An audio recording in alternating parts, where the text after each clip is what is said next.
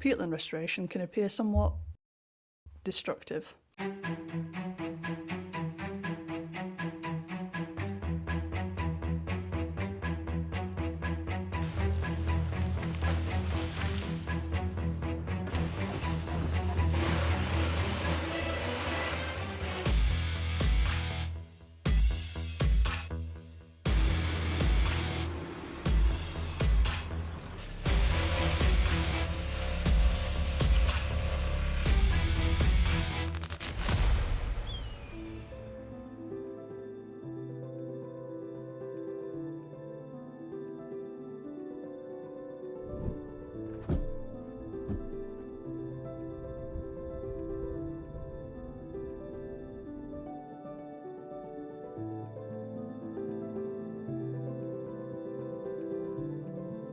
Removing trees, scrub and invasive species helps restore peatlands to a bleak but beautiful landscape that supports a range of specialised peatland species.